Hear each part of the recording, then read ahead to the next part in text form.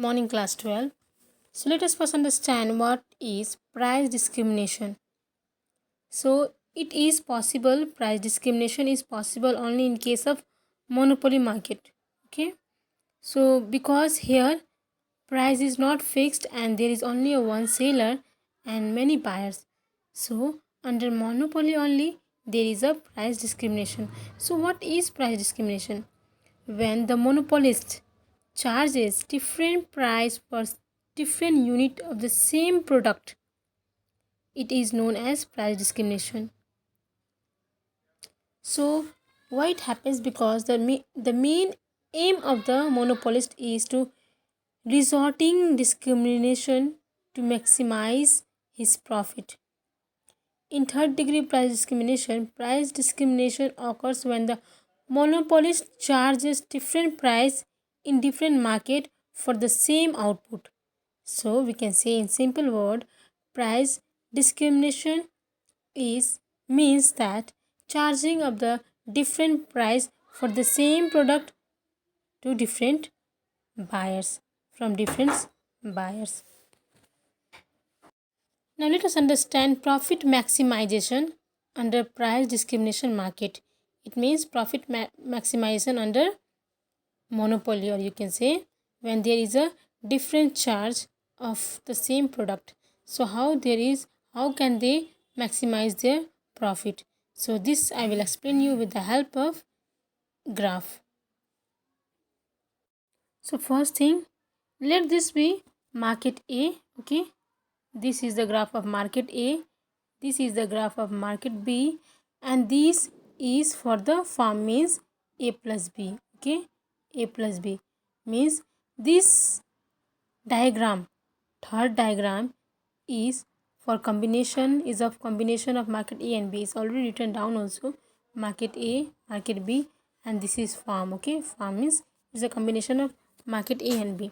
Now what we have to understand here, we have to assume that in first case let this be inelastic demand. Okay, think that in market A1 there is a inelastic demand.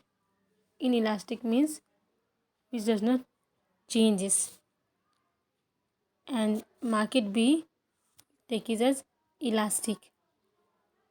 It is elastic demand, it is inelastic demand. Okay, now we need to first question is how much total output should be produced to maximize the profit. So first question. Second question, how much output should be shared.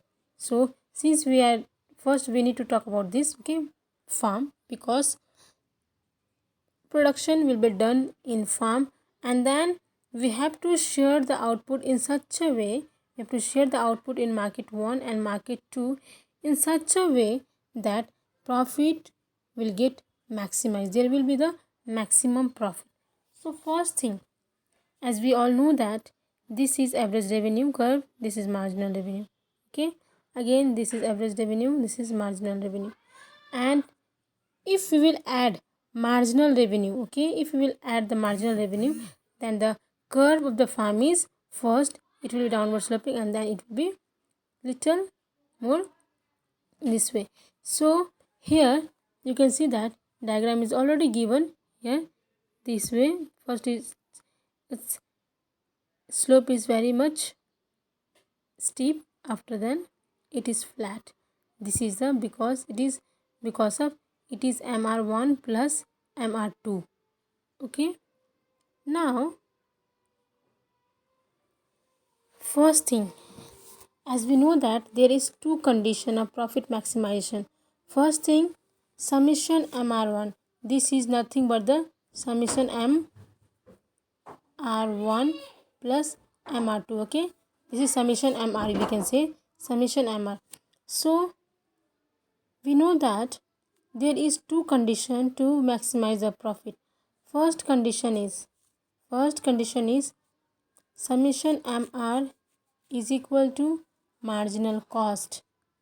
Second is marginal cost cut marginal revenue from below. marginal revenue from below. Okay, from below means there is a two condition, as I told you. First, summation MR should be equal to marginal cost. This curve should be equal to marginal cost. And then second is marginal cost must cut marginal revenue from below. So you can see here, this is your marginal cost. So this is the point, it is called equilibrium point. And to get profit, to get maximization of profit, we need to do what? Same price everyone. So we want marginal revenue, so in all the market marginal revenue must be equal. Okay, so since in farm there is marginal revenue is this, so that's why in all the market marginal revenue must be equal. So this C is indicate, this C indicate for the marginal revenue. Okay, now as we know that to get profit maximization, marginal revenue, with the help of marginal revenue curve, we get the quantity supplied. Okay, how much quantity must be supplied to get maximum profit. And this AR, average revenue, help us to know the price. So if you will see, price should be P2, okay, and quantity should be Q2 in second market. In first market, price, because since this is MR, quantity must be Q1. Okay, because MR help us to decide the quantity level of quantity, and AI help us to decide price, so P1. So what we can notice here, that in case of inelastic demand, price is very high and quantity supplied is very low, inelastic. And in case of elastic demand, okay, price is low, quantity demand is more. Okay, so this happens. And then what does it mean actually? Why we say that marginal revenue must be equal? Because suppose that, take an example of this market 1, market 2. Okay, suppose that marginal revenue in this case is 10, and in second case this is 2, not B, 2. Okay, so in second case let be C, 6. So can you see marginal revenue is not equal? It means in first case, since the marginal revenue is high, market will supply more quantity. Here marginal revenue is low, market will supply less.